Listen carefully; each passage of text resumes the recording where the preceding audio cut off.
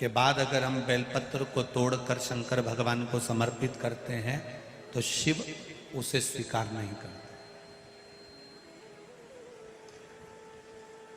फूल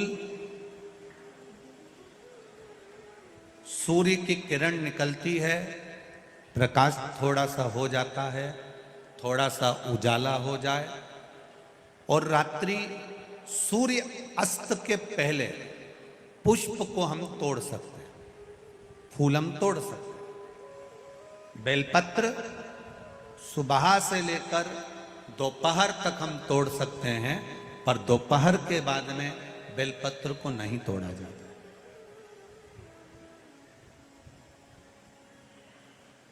चतुर्थी, अष्टमी, नवमी, द्वादशी, चतुर्दशी, अमावस्या, पूर्णिमा, संक्रांति, ये ऐसे पर्व हैं जिस दिन बेलपत्र को नहीं तोड़ा जाता।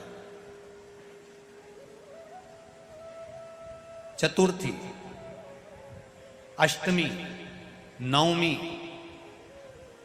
द्वादशी, चतुर्दशी, अमावस्या, पूर्णिमा, संक्रांति, ये वो पर्व है जिस पर बेलपत्र को नहीं तोड़ा जाता। पुरानी बेलपत्र 1 महीने पुरानी भी रखी है।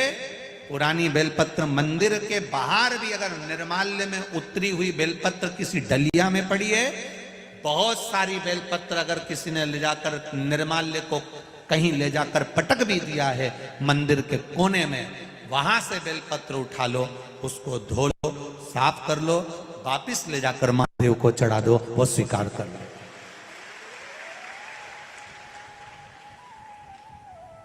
पशुपति व्रत कर रहे हो, चतुर्थी पड़ गई, अष्टमी पड़ गई,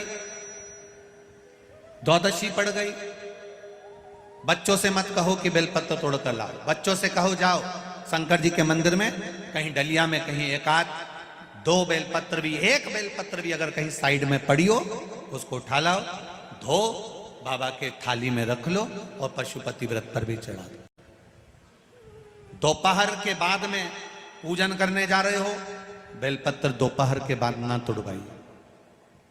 फूल सुबह प्रकाश होने से लेकर रात्रि को, शाम को जब सूर्यास्त हो उसके पहले फूल आप तोड़ लो, मना नहीं है, दिन भर का समय आपके पास है, पर रात्रि में फूल नहीं तोड़ा जाता। शंकर भगवान पर समर्पित कोई प्रसाद शिव जी को चढ़ाया गया, कोई प्रसाद रात भर नहीं रखना चाहिए। आप लोग तो संकट सोमवार अगर किसी ने करे हों, किसी ने करे संकट सोमवार या 16 सोमवार, हाथ उठाओ, किस किस ने करे हैं, पहले करें आप लोगों ने, रखो। जो लोग 16 सोमवार करे हुए होते हैं, संकट सोमवार करे हुए होते हैं, उनको मालूम होता है, उनके स्मरण में रहता है कि संकट सोमवार का जो प्रसाद होता है उसको रात भर नहीं रखते। उसका कारण स्कंद पुराण में भी कहा गया, उसका कारण शिव महापुराण में भी वर्णन किया गया। शंकर भगवान का प्रसाद, शिव जी का प्रसाद, अगर जितना जितना अंधेरा बढ़ते चले जाता है, जितना जितना रात्रि होती चली जाती है और दूसरा दिन अगर लग जाता है, तो उस प्रसाद पर आपका हक नहीं रहता, उस प्रसाद पर फिर चंड का हक हो जाता, फिर उनके गणों का हक हो जाता है, फिर आपका हक समाप्त।